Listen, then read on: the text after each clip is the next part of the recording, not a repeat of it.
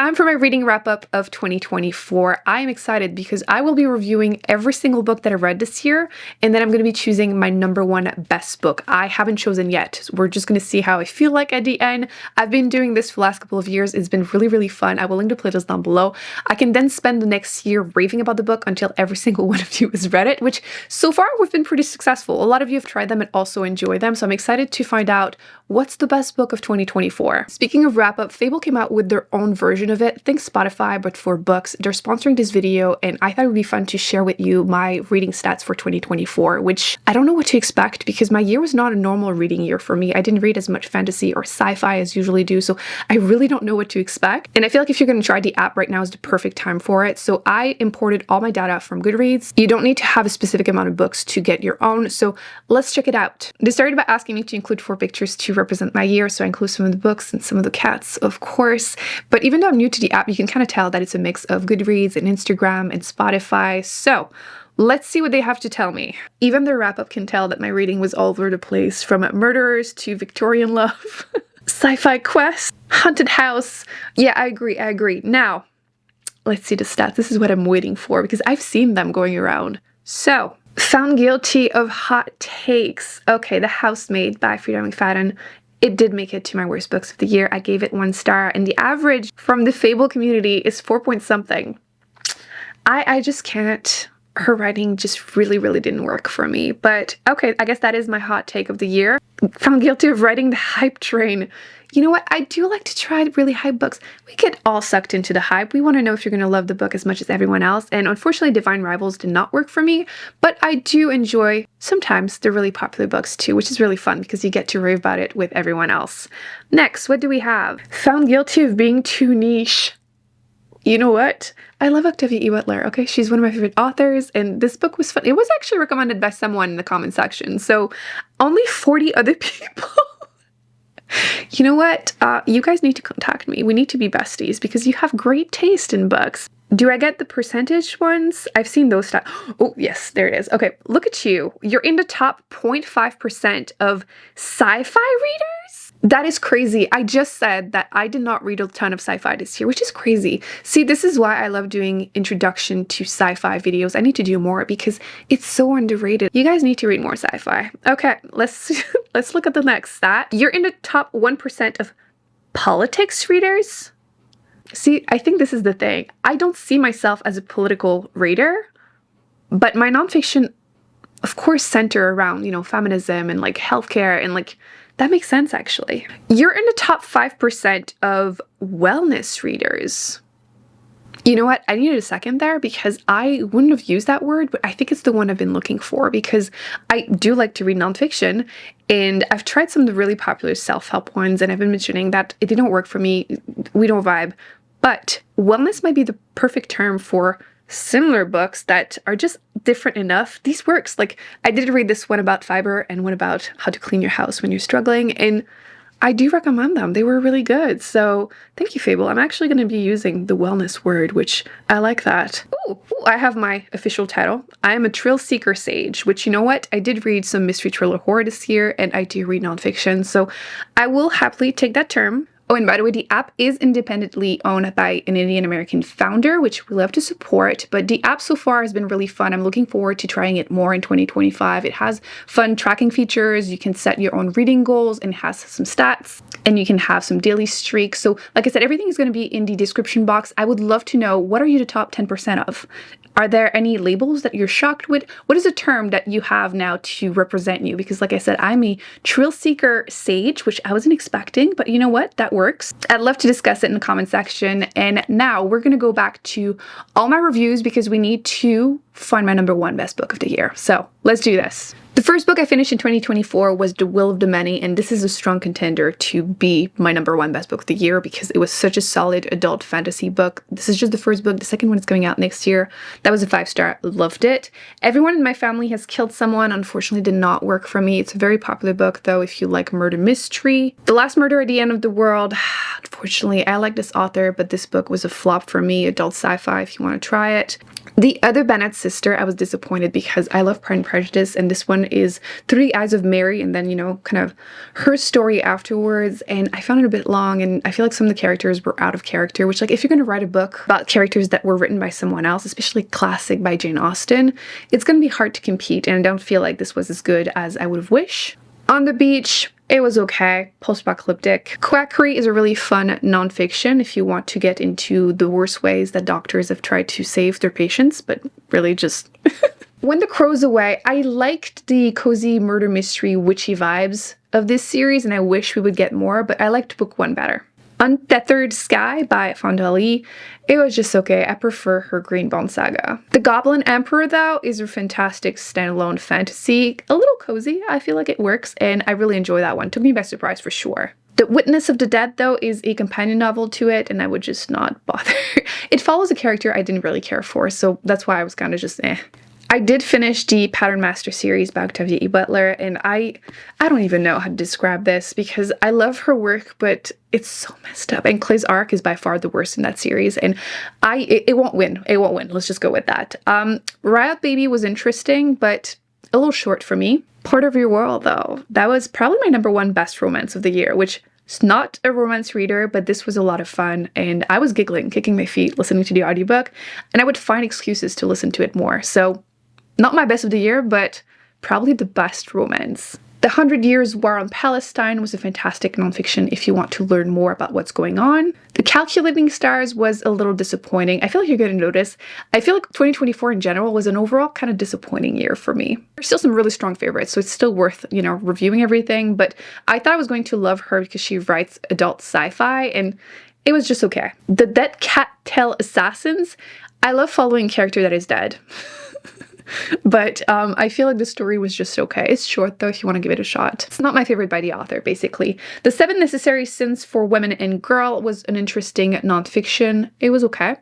Cackle had so much potential, but the ending annoyed me. But, you know, if you like witchy vibes, it's not bad. Other Birds did make it to my best books of 2024, but I don't think it's going to be my #1, but it was good. Migrations, let's not even talk about it. It was not for me. The Bluest Eye was heartbreaking, definitely a tough read. 10 minutes, 38 seconds in This Strange World also made it to my best books of the year, and honestly, this was a heartbreaking story, but I was so emotionally invested. The character dies in the first page, and then you're following her brain still working for 10 minutes, 38 seconds. So clearly I have a pattern of liking dead characters.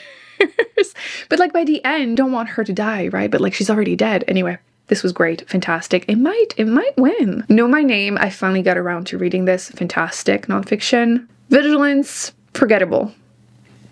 Not for me. Too much pew-pew for me. How to Keep Houses While Drowning is fantastic nonfiction about how to deal with keeping your house clean while dealing with your own struggles.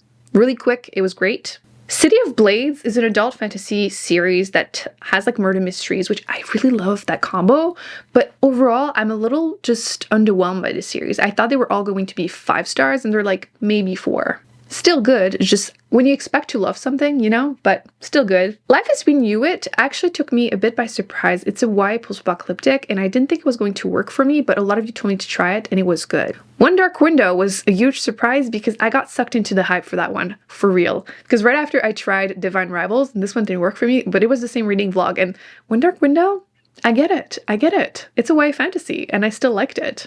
The Girl Who Chased the Moon, I wanted to read more about this author, but unfortunately it's also a YA one, and it was just okay.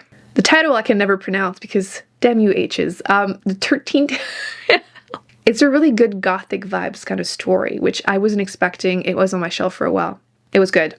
The Bodyguard, a romance that I wish I hadn't read. Funny Story, Emily Henry. This is like a mid-book for me from her. I love her. I still enjoyed it, but it wasn't as good as Beach Read and Book Lovers, but better than her other books. So it was good. It was good. I get the hype. No Exit is the perfect winter read because there's a snowstorm happening and like who did it kind of vibes because the main character is stuck at a rest stop. She finds a child that has been kidnapped in one of the cars and has to be someone that is there. The Housemaid, we've already addressed earlier. That was a nope. Just for the Summer was good. I still preferred book 1 from that series, which was the Part of Your World, but it was still good. The Bookshop and The Barbarian was good also. Cozy fantasy. The Deep is a very whimsical kind of book. It's dark. It talks about like generational trauma, mermaids, which I wanted it to be more a revenge story, but it wasn't. It's mostly vibes. The Old Men's War by John Scalzi. I read the first 2 books in the series, and the joke humor, the dad jokes, that's basically what it is. I liked book 1 a lot better than book 2, but I will still try book 3 because his humor just works for me. So it was good. As the title suggests, old people get to go to war in space. That's all I'm going to say. The Tainted Cup is so underrated. This is such a fantastic murder mystery in a fantasy world, and book 2 is coming out next year and I'm dying to read it. The Story of the Lost Child by Elena Ferrante is the last book in the Neapolitan series. I stretched the series for as long as I could because every book, all 4 of them were 5-star, and I'm obsessed with these characters and that story, and I will be rereading the series, which I don't reread books, but so good. The Age of Innocent was a really interesting classic, would recommend. That Time I Got Drunk and Saved Demon was interesting. I don't really read spicy books, but it happened. It happened. The Shadow of What Was Lost. I wanted to read more by the author that wrote my first 5-star of the year, and this was also really good. Very classic adult fantasy. And the series is fully out, so I will be continuing it and hopefully finishing it next year. So that was good. I think I like Is It the One, though, better. So it might not be my number 1. Yours Truly is the second book in that same series of romance, and I didn't like it. Everyone seems to, though, so it might just be me, but I didn't care for it. The Art Thief didn't work for me. It's a nonfiction. The Painted Men made it to my worst books of the year. That's all I'm going to say. The Bone Season, huge disappointment. I picked this up thinking it was going to be a 5-star. I really thought I was going to love it because I love other books by the author. And this is like a YA dystopian book, and the main character annoyed me. The story was not exploring everything that could have happened. Nothing happens. It was not good. Bright Young Women, that was good. Made it to my most surprising books of the year. I'm not usually a true crime lover, but this was great. Two Twisted Crowns, which is the second book after One Dark Window. Yeah, it was okay. It was okay. The Days of Abandonment by the same author that wrote that series I love so much. And it's very raw, very like the main character, she is left by her husband, he cheated on her, and she's stuck with her 2 daughters, and she is crash, burn, a mess. And the author is really good at depicting that, but it's just not what I expected. I thought it was going to be more of a Eat, Pray, Love kind of story, like her finding herself. No, it's a crash and burn, which I wasn't expecting, but it might work for you, but it wasn't what I wanted. Between the World and Me, great nonfiction. The author writes a kind of memoir letter to his son. Atonement made me eat my words. I said I wasn't going to read or enjoy another World War II story, and yeah, it was good, fine. One Perfect Couple, I feel like Ruth Ware is a bit forgettable for me. I keep reading them because sometimes some of them are like 4-star, but then this one was just really underwhelming. I think this was made into a movie, which I won't watch. The Ministry of Time didn't make it to my worst books of the year. I still don't know why it won the Goodreads Choice Award in the sci-fi category because, I mean, there's time travel, but like barely. Malice was good. If you enjoy murder mystery, right away the suspect is arrested, which I was confused, but Lock Room Murder Mystery. It was good. The Book of Edda. It's the second book after one of my all-time favorite post-apocalyptic book, and it was not what I wanted. I didn't like it. Won't continue the series because of it. Horror Store was horror, and it was good. It was my second book by the author, and I wasn't sure if I was going to find something else that I liked by him, but yes, I liked it. Main character works at a cheap version of IKEA, and she has to stay a night shift, and things go wrong. The Passengers by John Mars was okay. Never Whistle at Night is an anthology, and it was great as an audiobook. Would recommend. Interview with the Vampire. I found it kind of boring, to be honest. I feel like the TV show is better. Witches, Midwives, and Nurses is a fantastic, tiny nonfiction on this topic, like women healers and the history of it. It was fantastic. How to Solve Your Own Murder was fun. You know what? This could have made it to my most surprising books of the year because I had low expectations and it was a fantastic audiobook. Like murder mystery, kind of cozy, it feels like. And there's actually a second book coming out next year, and I'm curious if I'm going to like it as much because this was fun. What Moves the Dead is a retelling of an Edgar Allan Poe story that I did not read, but I like the sense of humor of the author. The Awakening by Kate Chopin is also fantastic as a classic, very ahead of its time. The main female character feels really stuck in life in her marriage and with children. She doesn't really want to be there, and she kind of goes find herself extra maritally. Is that the right word? Yeah. The Frugal Wizard's Handbook, blah, blah, blah. This is a second secret project by Brandon Sanderson, and so far they're not going well. The first two didn't care for them, but a lot of you told me that they get better. So I'll continue, but meh. Metamorphosis by Kafka was actually a shocking discovery for me. I liked it. Cujo by Stephen King was also surprisingly good. The ending was good, which is very shocking from him, but it was good. Heartbreaking at times. There's like a few scenes that you're seeing it from the eye of the dog that is infected, and it was so heartbreaking. Like, I'm not feeling good. Ugh. Gone Girl, Gillian Flynn. We could be besties. Not Amy. Not Amy, the author. I love her complex, dark female characters. So good. Our Prison's Obsolete was a really interesting nonfiction about the abolitionist movement. Octavia E. Butler. This is the last interview. It's a collection of interviews. Not everything was good, though. Some of them were really strong. I really liked learning more about her, but like you could tell some of these people didn't know her, but it was good. It was still good. The Age of Magical Overthinking. It's a nonfiction that tricks you into thinking it's going to be interesting, but it's a memoir about the author and like her ex-boyfriend, current boyfriend. Like, anyway, did not like it. Dark Corners was a decent follow-up to The Night Swim by the author. I still think book one was better, but it's like two murder mystery, like one currently, one in the past. They're mixed together. There's a podcast. So it's an interesting series. Again, true crime, surprisingly.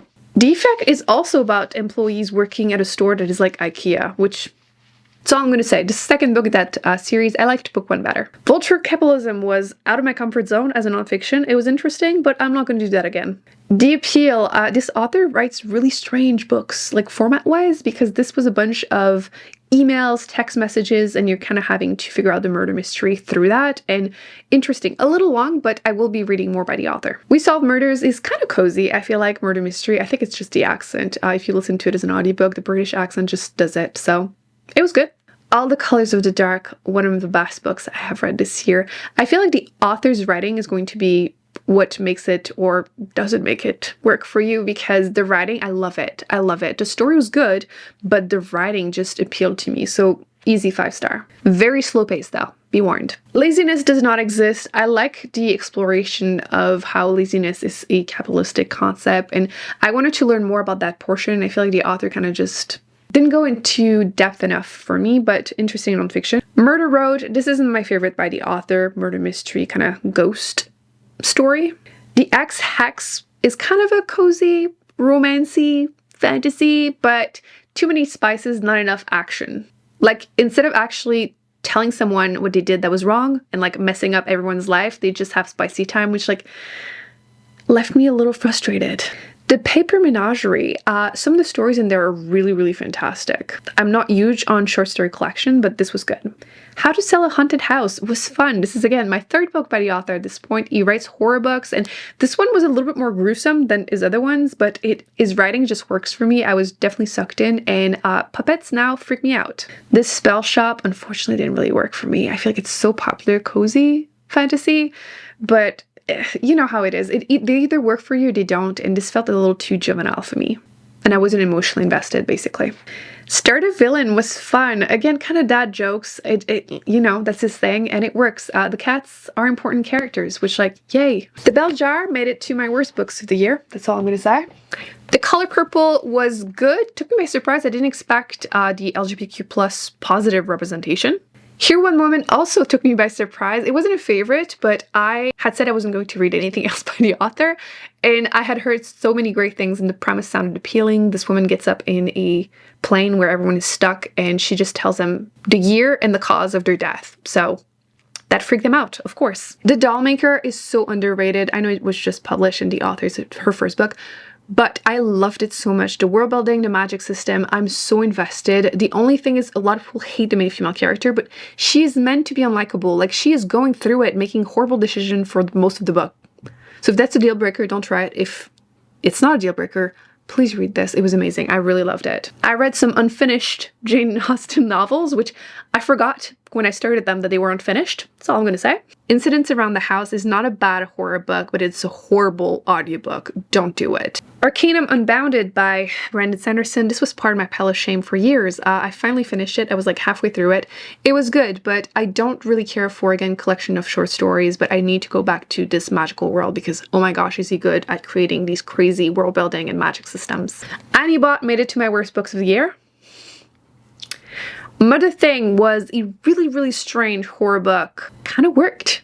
Yeah, it kind of worked. An Ember in the Ashes, YA fantasy that I did not expect to love as much as I did. I feel like I'm mostly over YA, but this was fantastic. We'll continue the series. The Wedding People is the last book I added to my best books of 2024 video because I wasn't expecting it. It's like contemporary. It's not really my usual genre, but I was really emotionally invested, but mostly the banter was great. It handles some darker topics because the main character starts the book going to this inn wanting to end her life, and turns out there's a wedding. She wasn't supposed to be able to get a room, and then the bride finds out, and why are you going to ruin her wedding, you know? So I really enjoyed the banter in that one. James Easy retelling of the adventures of Huckleberry Finn, which I'm not familiar with. I haven't read it. I don't think I will, but this book was good. It is told from the point of view of Jim the slave, and he does go reluctantly on an adventure, I guess, with Huck, but this was great. Love the writing. When the World Tips Over, which is finally another book by Jenny Ellison, I'll Give You the Sun by her, was an easy 5-star. I read it like 8 years ago though, but her writing is very similar. She's heavy on the metaphors, which may or may not work for you, but I enjoy that one, kind of coming of age story. I would give it 4. God of the Woods is a book about the journey, not the ending. It's very slow paced, but I was sucked in and I really enjoyed it. There is like kind of 2 timelines you're following, but the current time you have this summer camp where the daughter of the owners disappears. She's not in her bed in the morning and a lot happens. Very drama, small town murder mystery. It was good. Fiber Fueled is a nonfiction about plant-based eating, which I'm not, but I do think we could use more fiber, and I was interested because of all my tummy issues, and it was good. It was good. What Feasts at Night is the second book in that series. It's horror. Again, I like the writing of the author and her humor, but I wasn't as emotionally invested in book 2 compared to book 1. I tried to go somewhat quickly because we had over 100 books to go through, but if you have any questions, I can link any of my wrap-ups or, like I said, my best and worst books of the year, the rest of that series. It will all be part of the playlist, so you can hear more in-depth thoughts, but we have some strong contenders, like I was mentioning. Actually, let me put some on the screen, but I feel like this year is the one year that I am not hesitating. In the past 2 years, I was doing this tournament bracket. Unfortunately, I didn't have time this year, but when I've been going back to the past years to find my number 1, I was doing it in this style. So I thought better than nothing. And are you ready? Did you guess? Can you tell? I feel like it's just so obvious to me. So these are the best books I've read in 2024, the ones I own a physical copy of. And my number 1 best book of the year. Yeah, are you even surprised? I have been raving about this series nonstop ever since I started it. You need to check it out. I'm gonna hold the first book, My Brilliant Friends, so you can get familiar with it. You need to read this if you enjoy more contemporary historical fiction kind of story, a bit literary fiction. Yes, it is about these 2 friends, and in the beginning of the book, they are in their 60s. One of them disappears, and then the other one decides to write all their life stories. So she sits down, and book 1 is when they are children, and then I think they, like between 5 and like 18, and then you continue following them through decades throughout the rest of the series. And I'm so obsessed because you're following them when they are from this small neighborhood in Italy. They are poor, they're dealing with violence, and they are trying to escape through different means, especially education, and they're seeing the consequences of everyone's action on everyone in their family. And ultimately, the book is about class, and the social commentary are just so prevalent, and like the characters feel so real. This is what makes me so obsessed with it. The author, we don't know who she is, but you can tell that she was heavily inspired by people she knew because these characters feel like actual people. You get so emotionally invested in their stories, and not just, again, the 2 main female characters, but everyone. And they drive you nuts, by the way, because they don't always make good decisions and you want to wake them up. But I feel like that's what makes them feel so real. And the author likes to talk about some really raw topics about, again, girlhood, motherhood, just womanhood in general. And she's just spot on every time. And I'm obsessed with this series. Like I said, I will be rereading it. I feel like I will be getting more out of it every time because, again, as you grow older, you'll relate to different part of the stories, and I'm obsessed. I'm obsessed. So if you have yet to pick the series, please do so. If you have read it, please let everyone know in the comment section why you love it, and we can try to convince them to come to my brilliant friend's side. There's also a TV show, by the way, which they have the first 3 seasons. Each season is a book, and the 4th one I think is coming out next year. So you need to. So best book, I should say best book of 2024 is the last book in the Neapolitan series. So The Story of the Lost Child. I was obsessed with it. I think it's the thickest one, and my emotions. Oh my gosh, this was painful, but like in a beautiful way. So this was my 2024 wrap up. We have chosen my #1 best book of the year, and now I can't wait to do it all over again in 2025. I will be putting some videos on the screen that I recommend you check out, and I will see you in my next one next year. Bye.